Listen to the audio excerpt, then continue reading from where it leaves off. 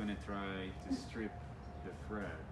So this has a lot more resistance because there's this on one side and there's another piece on that side, and that has a lot more resistance than just screwing something in this direction. I gathered a few tools here. There's what we call, I don't know how official these names are. These are all things I learned here. This is a backing iron. This is a Rove backing iron. This is a nail set. There's two kinds of nail sets. Just I brought two. And this is just a piece of leather. There's the nippers. There's a ball peen hammer that has a little round head. It's really nice. Regular hammer. And these are common copper nails, or also called rivets. They come in different sizes. They are measured by their gauge. And actually,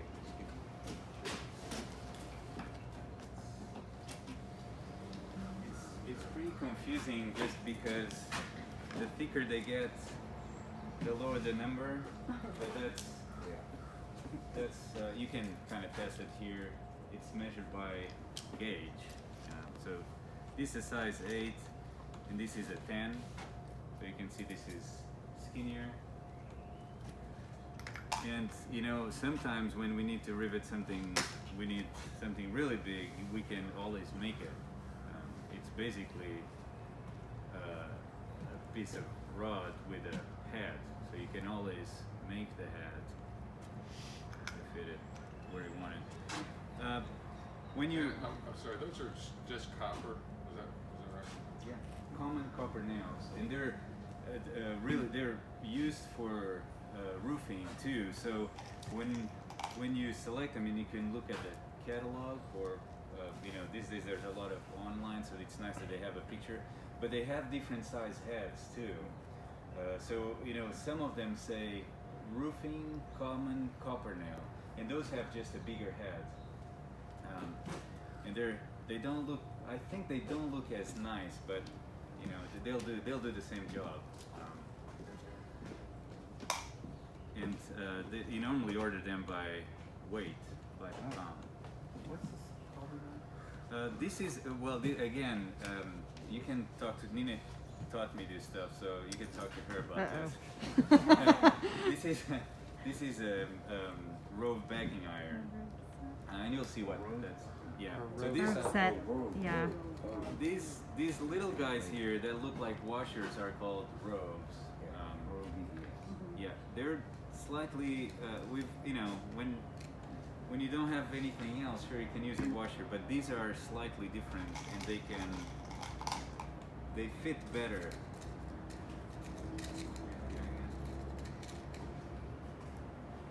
See, they don't quite slide like a washer. Yeah, yeah. And on the box, they're also called burrs. Oh yeah. So Yeah. on the, if you're looking for them on the box, it says copper burr. Yeah. His robes are kind of back a little bit. Well, some of them are. Yes, some of I thought them. that Yeah. was the difference. Okay. Why? So when you're, you know, when you're planking or when you're riveting, you're trying to attach two pieces of wood, and you want to make them. You want to make that really tight. One of the ways to do that is, and the way that I suggest to do it is clamping it. And I put a mark there that's more or less the 3/4 of an inch that you have in your planking overlap. This is a planking clamp.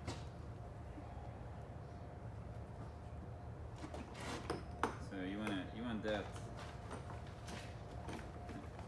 Of course. a little cheap. It's probably not very well aligned, but principle. So you want that to be very tight, and you want the clamp, say I'm gonna put a rivet right there. You want the clamp fairly close. You should watch out so that it's not in your way, so that you can still move around. this first rivet, we're not gonna recess anything. We're just gonna do it straight up. Drilling is very important. I don't think anybody can swing this without drilling. So you pre-drill your hole. It's nice that you select your drill bit according to the gauge you have. You want the drill bit to be a slightly thinner or slightly less diameter than the rivet itself, and that's so that you have as tight of a hole as you can. Make a very straight drill, and it's nice. You can see, you know, if you don't use anything under your planking, it's gonna shatter a little bit. It's nice to use a little piece of wood to back it when you do that drill hole. So just a sacrificial piece of wood, and that's so that the wood on the back doesn't just shatter. So you can do that, you know. They'll make a better finish there. And then you get your rivet there.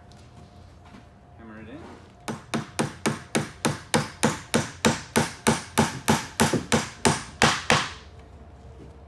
And here comes our rope, and this is when it's nice. I'm doing this by myself, but it's really nice that you have two people doing it, especially for this part that's coming. Would you mind holding this backing iron? So Rick is going to hold the backing iron on the head of the nail, and I'm going to get the rope in there. This rope, for some reason, is a little small. You ready, Rick? Yes, go ahead. So It was like inside the boat. communication in this is really important, especially, you know, you're making a boat. Here we can see each other, but sometimes one is on the inside of the boat and the other one on the outside, and it's nice just to communicate when people are ready, so that you don't hammer on the empty space. Do you mind still holding it? So after that, you're gonna clip your nail, and these are shop nippers. I don't have my own. And you want to press towards your plank and clip it. You gotta watch out. You should always use some protection. Sometimes they fly, so it's nice to protect your eyes. And after that, you get your ball peen hammer, and what we're attempting to do is a mushroom head. And you also, you don't have to bang it. Copper is very, very soft, so you can be gentle, but and you kind of get in a groove. It's very important that you find your own rhythm.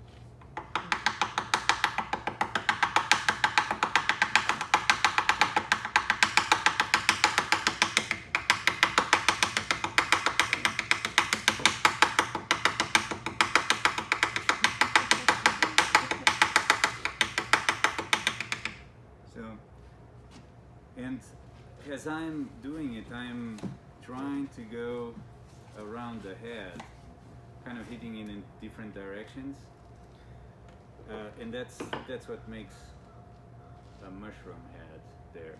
Now, as